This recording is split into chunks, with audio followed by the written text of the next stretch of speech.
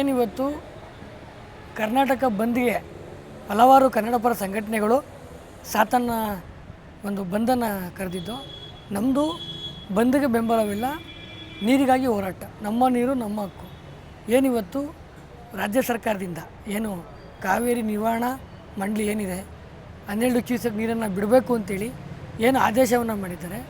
ಇವತ್ತು ನಮ್ಮಲ್ಲಿ ಎಲ್ಲ KRS ಆಗ್ಬೋದು, ಬೇರೆ ಬೇರೆ ಎಲ್ಲ ನದಿಗಳು ನಮ್ಮಲ್ಲೇನು ತುಂಬಿಲ್ಲ. ಇವತ್ತು ನಮ್ಮಲ್ಲಿ ಡ್ಯಾಮ್ಗಳು ಇನ್ನೂ ಖಾಲಿ ಇದ್ದಾವೆ. ಮುಂದಿನ ದಿನಗಳಲ್ಲಿ ಮಳೆ ಆಗುತ್ತೋ ಬಿಡುತ್ತೋ ಗೊತ್ತಿಲ್ಲ. ನಮ್ಮ ಉದ್ದೇಶ, ನಾವು ಸರ್ಕಾರವನ್ನು ಕೇಳ್ಕೊಳ್ಳೋದಿಷ್ಟೇ, ನಮ್ಮ ರಾಜ್ಯದ ಡ್ಯಾಮ್ಗಳು ಭರ್ತಿಯಾದ ನಂತರ ಬೇರೆ ರಾಜ್ಯಗಳಿಗೆ ನೀರು ಕೊಡಿ. ನಮ್ಮ ರಾಜ್ಯದ ಮೊದಲು ಅಭಿವೃದ್ಧಿ ಮಾಡಬೇಕು. ನಮ್ಮ ರಾಜ್ಯದಲ್ಲಿ ಇವಾಗ ಬೆಂಗಳೂರು ಭಾಗದಲ್ಲಿ ಕುಡಿಯೋ ನೀರಾಗ್ಬೋದು, ಮಂಡ್ಯ ಮತ್ತು ಮೈಸೂರು ಭಾಗದಲ್ಲಿ ವ್ಯವಸಾಯ ಮಾಡೋಕ್ಕೆ ನೀರಾಗ್ಬೋದು. ಇದೆಲ್ಲನೂ ಇವೆಲ್ಲ ಮನಸ್ಸಲ್ಲಿ ಪರಿಗಣನೆ ಮಾಡಿಕೊಂಡು ಶಾಶ್ವತವಾದಂಥ ಒಂದು ಪರಿಹಾರವನ್ನು ಸರ್ಕಾರ ನಿರೂಪಣೆ ಮಾಡಬೇಕು ಅಂತೇಳಿ ಇವತ್ತು ಒಂದು ಹೋರಾಟವನ್ನು ಹಮ್ಮಿಕೊಂಡಿದ್ದು ಯಶಸ್ವಿಯಾಗಿದೆ. ಮುಂದಿನ ದಿನಗಳಲ್ಲಿ ಸರ್ಕಾರ ನಾವು ಕೇಳ್ಕೊಳ್ಳೋದಿಷ್ಟೇ, ದಯಮಾಡಿ ಇದಕ್ಕೊಂದು ಶಾಶ್ವತವಾದ ಪರಿಹಾರವನ್ನು ಈ ಕೇಂದ್ರ ಸರ್ಕಾರ ಮತ್ತು ರಾಜ್ಯ ಸರ್ಕಾರ ಕೂತು ಮಾತಾಡಿ, ಕೇಂದ್ರ ಸರ್ಕಾರದವರು ಮತ್ತು ರಾಜ್ಯ ಸರ್ಕಾರದವರು ಇದಕ್ಕೆ ಜನಪ್ರತಿನಿಧಿಗಳು ಶಾಶ್ವತ ಪರಿಹಾರವನ್ನು ನೀಡಬೇಕು ಅಂತೇಳಿ ಒತ್ತಾಯ ಮಾಡ್ತೀವಿ.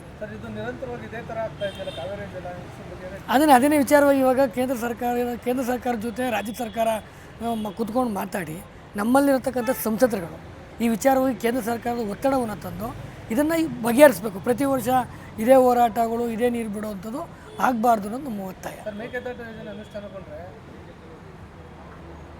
ಮೇಕೆದಾಟು ಯೋಜನೆ ಅನುಷ್ಠಾನಗೊಳಿಸಿದ್ರೆ ಇದಕ್ಕೆಲ್ಲ ಒಂದು ಅಂತಿಮ ಕಾಣ್ಬೋದಲ್ಲ. ಇವಾಗ ಮೇಕೆದಾಟು ವಿಚಾರವಾಗಿ ಮಾಡ್ತೀವಿ ಅಂತೇಳಿ ಇವಾಗ ನಾವೆಲ್ಲ ಕೇಳಿದ್ದೀವಿ, ಮಾಡ್ತೀವಿ ಅಂತೇಳಿ ಬಂದಿದೆ. ಬಟ್ ಕೋರ್ಟ್ ಪರವಾಗಿ ಏನಾಗುತ್ತೋ ನೋಡಿಕೊಂಡು ಅದನ್ನು ಮೇಕೆದಾಟು ಏನಾದರೂ ನಮಗಾದರೆ ನಮ್ಮ ತಮಿಳುನಾಡವ್ರಿಗೂ ನೀರು ಕೊಡ್ಬೋದು. ಯಾಕೆಂದರೆ ಆ ನೀರನ್ನು ನಾವು ಸಂಗ್ರಹಣೆ ಮಾಡಿಕೊಂಡು ತಮಿಳುನಾಡವ್ರಿಗೆ ಬೇಕಾದಷ್ಟು ನೀರನ್ನು ಕೊಡ್ಬೋದು. ಹಾಗಾಗಿ ನಾವು ಇದು ಏನು ಮೇಕೆದಾಟು ಅಣೆಕಟ್ಟನ್ನು ಶೀಘ್ರವಾಗಿ ಮಾಡಲಿ ಅಂತೇಳಿ ಒತ್ತಾಯ ಮಾಡ್ತೀವಿ. ನಮಸ್ಕಾರ. ಇವತ್ತಿನ ಹೋರಾಟ ಖಂಡಿತವಾಗಲೂ ತುಂಬ ಚೆನ್ನಾಗಿ ಯಶಸ್ವಿಯಾಗಿದೆ. ಇದು ನಮ್ಮ ನೀರು ನಮ್ಮ ಹಕ್ಕು. ನಾವು ಯಾರ ಬಗ್ಗೆಯೂ ಇಲ್ಲಿ ಚರ್ಚೆ ಮಾಡೋ ಅವಶ್ಯಕತೆಯೇ ಇಲ್ಲ. ನಮ್ಮಲ್ಲಿ ನೀರಿದ್ದರೆ ಖಂಡಿತವಾಗಲೂ ಧಾರಾಕಾರವಾಗಿ ಹರಿತಾ ಇರುತ್ತೆ ನಮ್ಮ ತಾಯಿ ಕಾವೇರಮ್ಮ. ನಾಡು ನುಡಿ ಜಲ ಭಾಷೆ ಅಂತ ಬಂದಾಗ ಯಾವುದೇ ಕಾರಣಕ್ಕೂ ನಾವು ಖಂಡಿತವಾಗಲೂ ಮಲಗೋಕ್ಕಂತೂ ಸಾಧ್ಯ ಇಲ್ಲ.